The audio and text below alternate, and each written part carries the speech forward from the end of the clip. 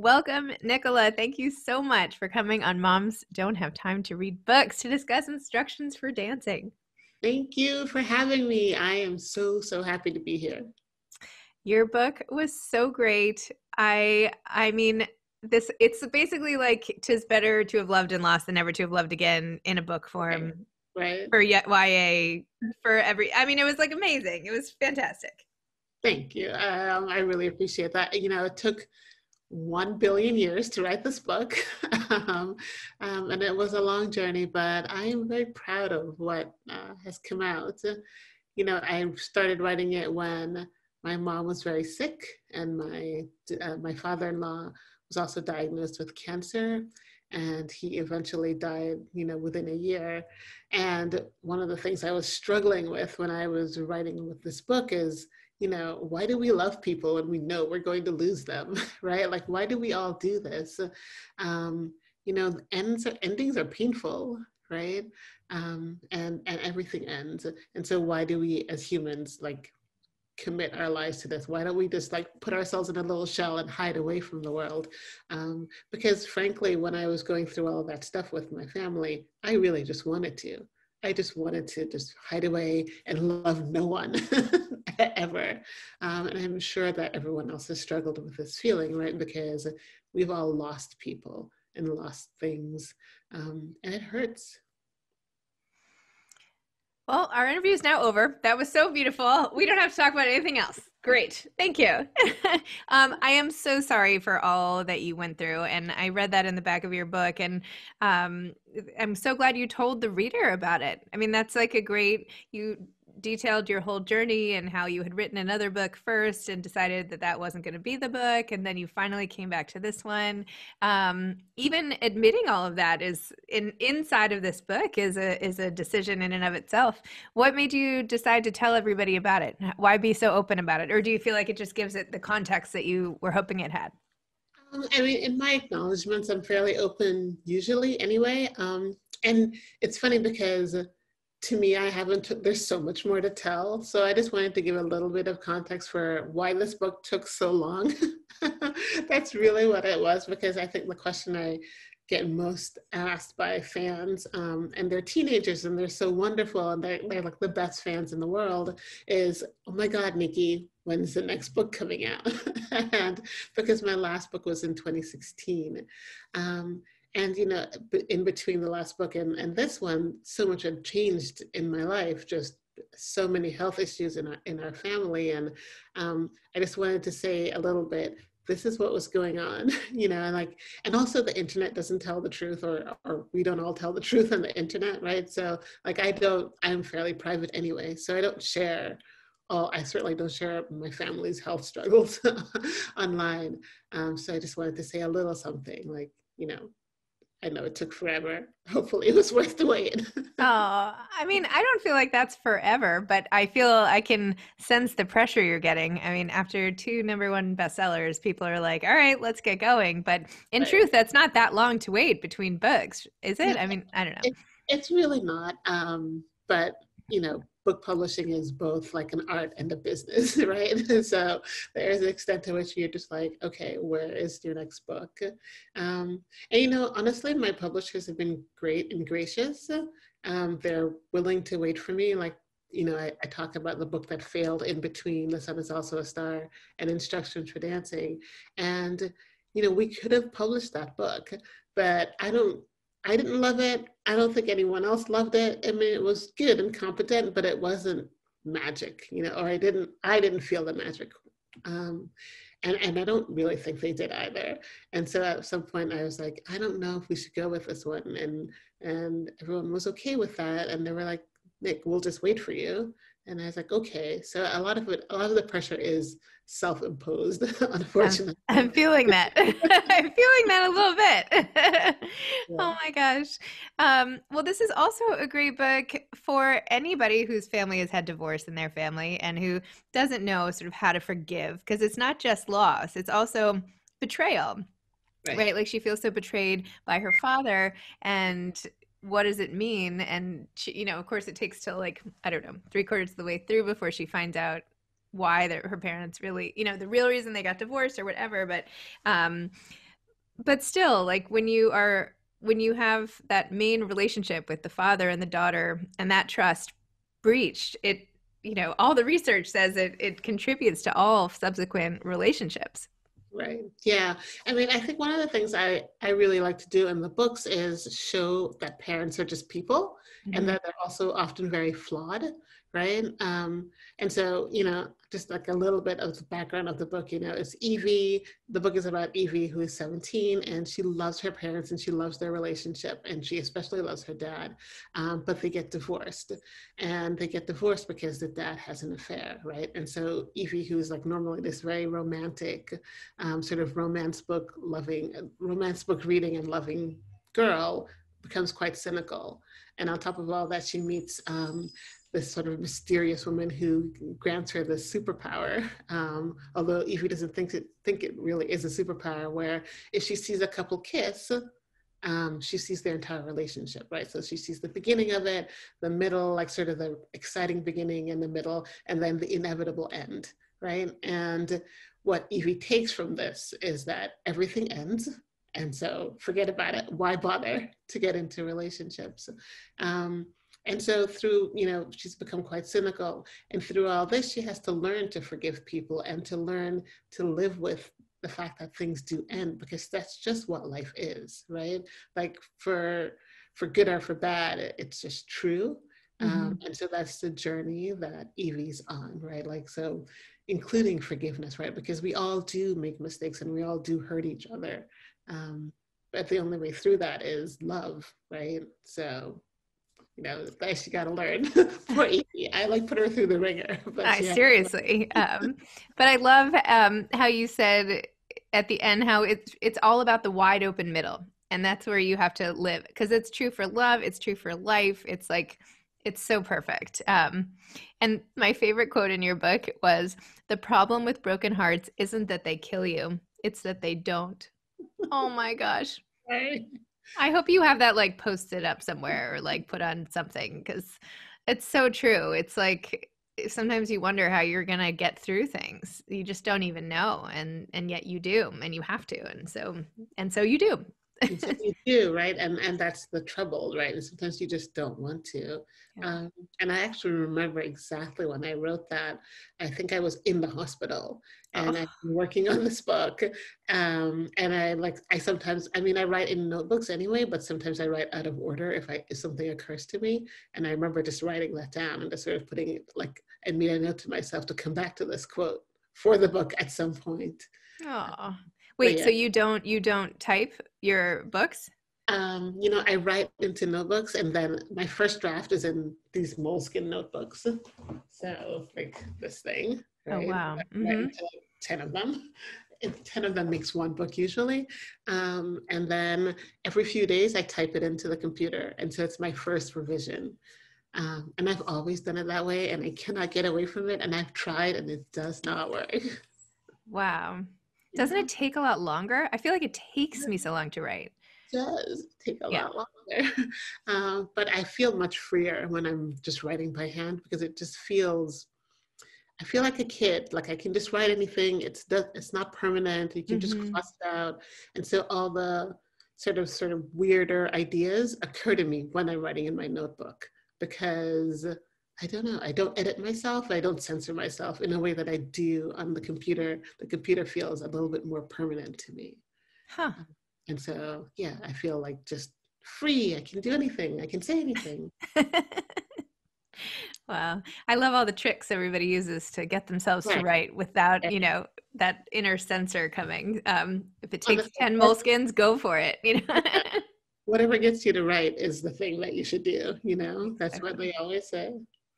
And in this book too, I was so sad about her, um, her, her abandoning her love of reading because of her emotions overwhelming her, and how you have so much about romance books sort of woven interspersed like in these short chapters, like designed to keep people's interest with different, like the way it's, you know, some here's a quote, here's a text, and here's this, and here's like the definition of different romantic relationships, and yet it all starts with like her feeling like I forgot the quote, but something like words are books are just like letters on a page. And I was like, oh, Yeah. that hurts my heart.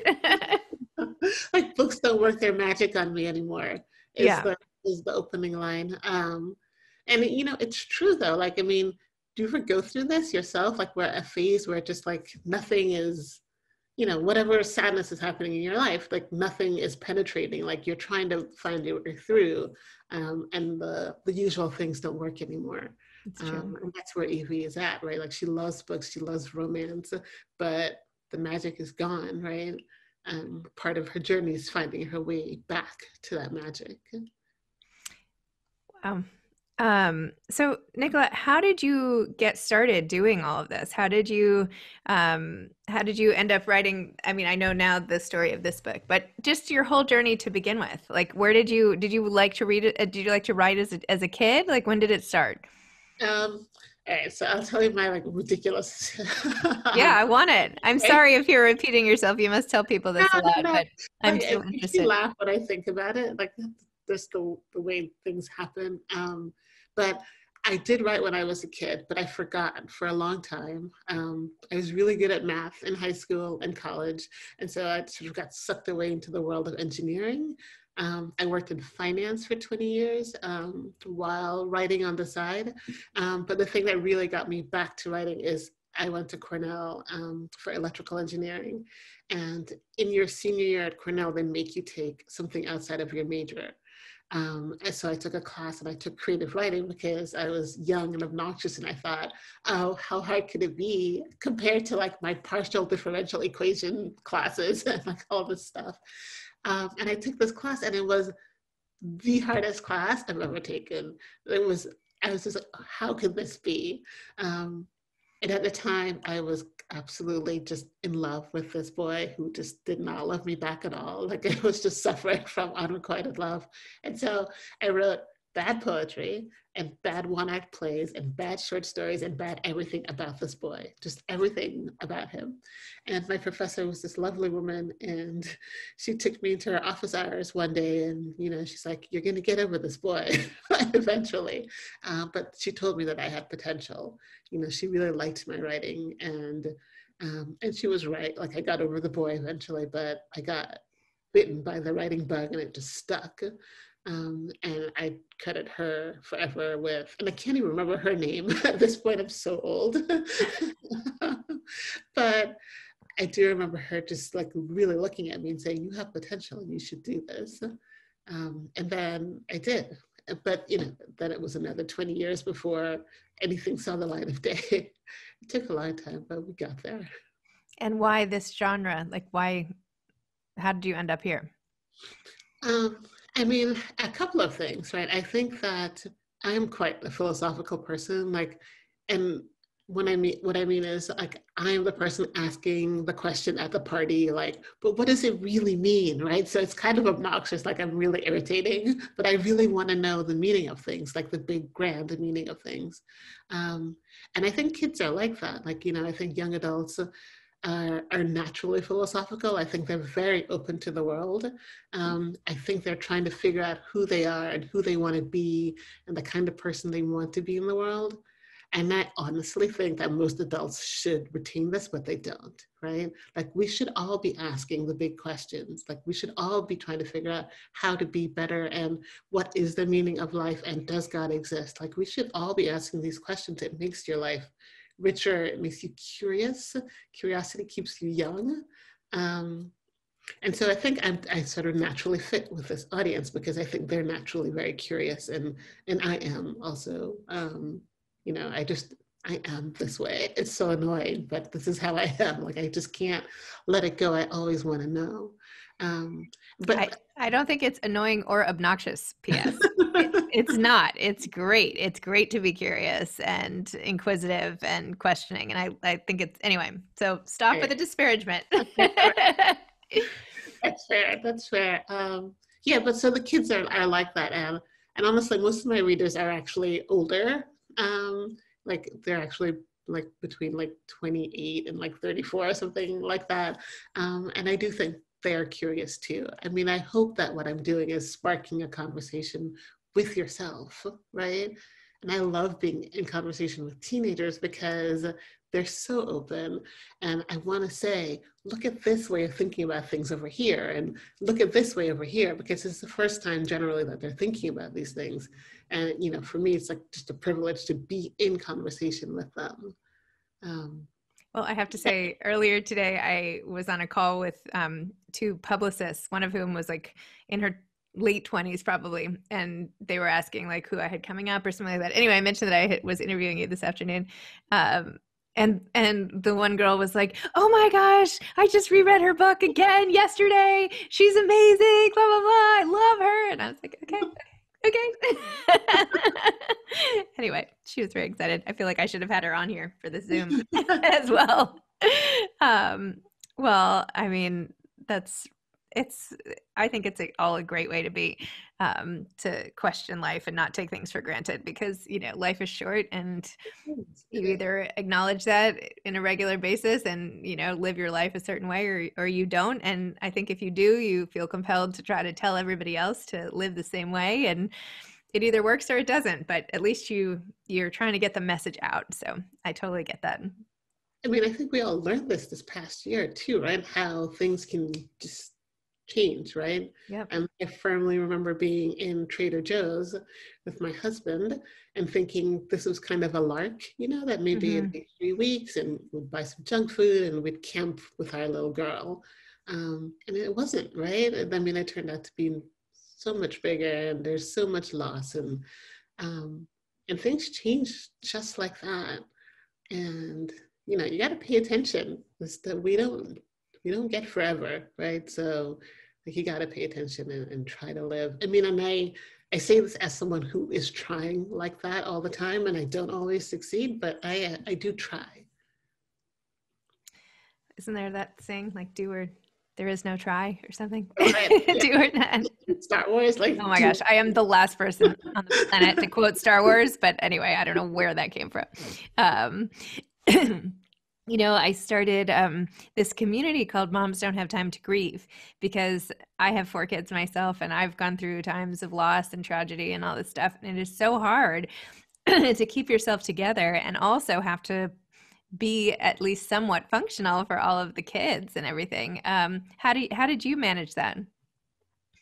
You know, I think my instinct is to hide some of it from her, because my little girl is 9. But they're so much smarter than we are, and so much more perceptive. And so I try to hide, but I cannot, because she sees everything.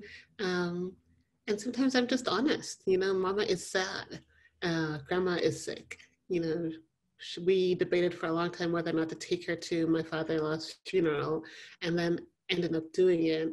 And, you know, we all cried, like, at the funeral, and she understood in the ways that kids do, right? So they understand up to a point.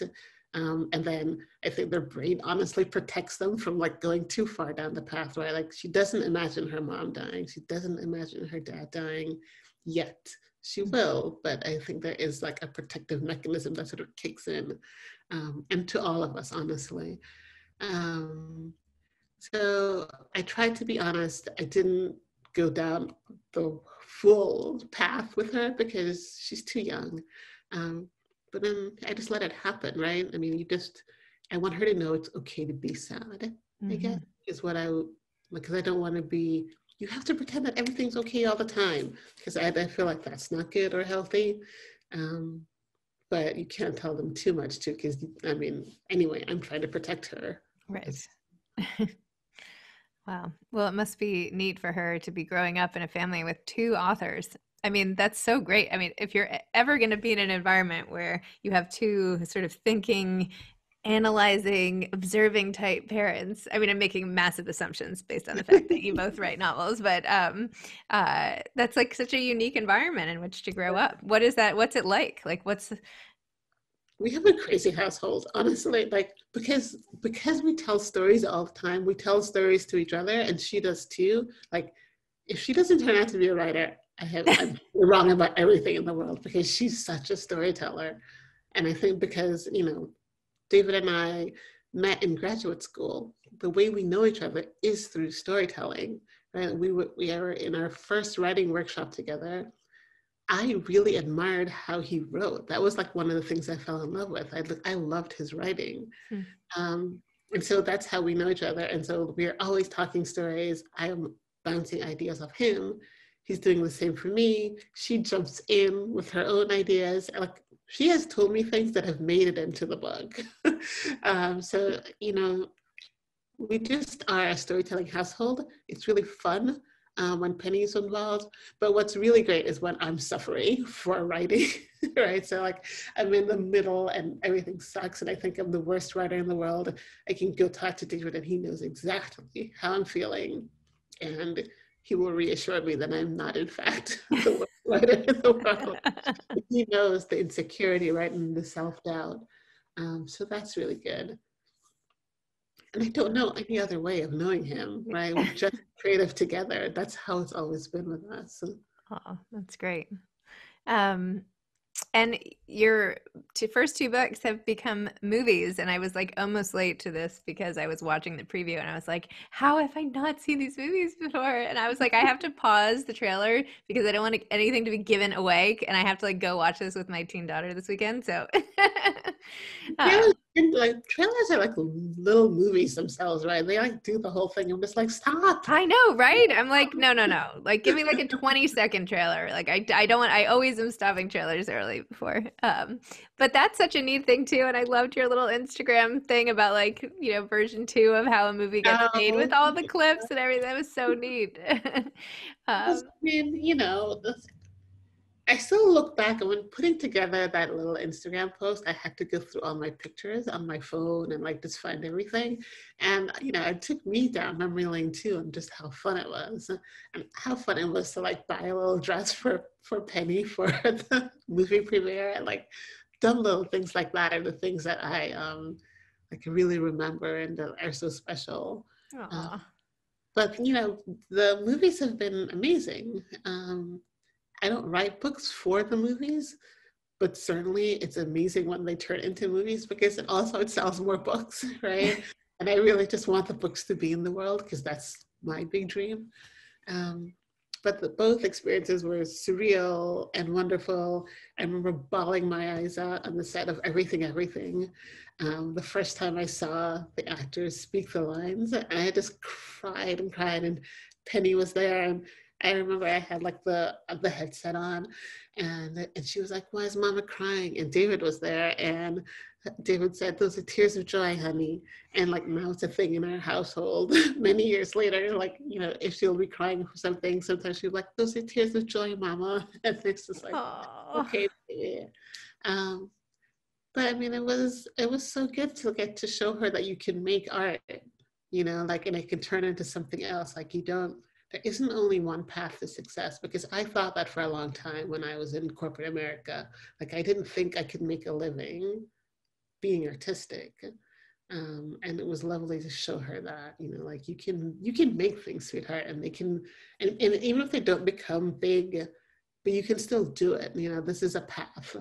And that was really important to me, and I was really happy that she could see that.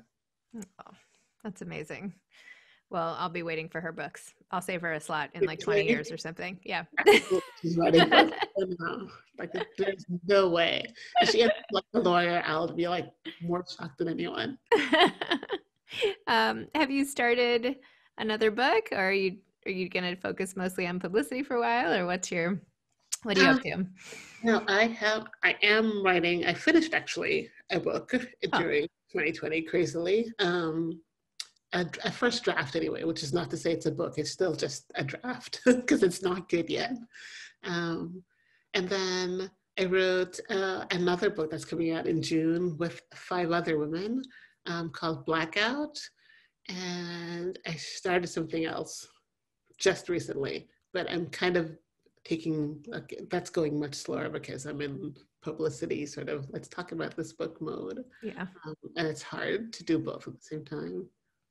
Wow, that's exciting. So what's the name of the one that's coming out next? Oh, it's called Blackout. No, not the one with 5 women, the other one. Didn't you say there's? Oh, yeah, but that one is like, that's still just mine. Like I haven't even shown it to my agent yet. Oh, you're kidding. I finished it. So I'm very excited, but you know, she hasn't even seen it yet. Oh, She okay. hasn't been able to tell me it's terrible yet. I'm sure it's not terrible. So what advice would you have for aspiring authors? So there's a couple things. Like there's the practical thing and like the more philosophical thing. So the practical thing is writing is miserable sometimes, right? So what happens to me is I start off really strong. So I have this idea and I'm like, yes, and I'm just writing and writing. And then I get to the middle, and the middle is where all the doubt creeps in. Um, because you're not sure that it's worth writing this book. You're not sure about the ideas that sent you down this path. You're 100% sure it's terrible. And I call it the wide open, the ocean of the middle. And that's where most of the doubt is. And my advice is just get through it. Just get to the end. Get through the first draft. Self-doubt is part of the process, which is the hardest thing to really, really know, because it still feels terrible when you have all that doubt. But the doubt is part of the process. You just got to get to the end. The thing I always say is, I don't have a career because I'm good at first drafting. I have a career because I'm good at revision, right? Which means you got to get to the end so you can make it better. Like I'm almost desperate to get to the end so I can fix it, but you can't fix nothing, right? So you just have to get through it. And then my sort of more philosophical advice is, I think the world is very good at putting people into boxes, right? And saying, you're supposed to like this, and you're supposed to be like this and do these things. And I think that's all nonsense, right? You get to be you, like the individual you.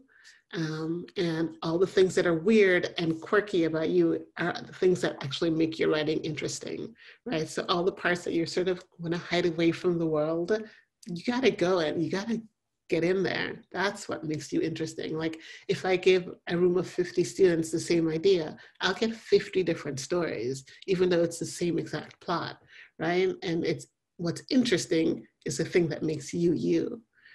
So let your freak flag fly is my philosophical advice. Love Just fly that flag, weave it. it. Oh, amazing.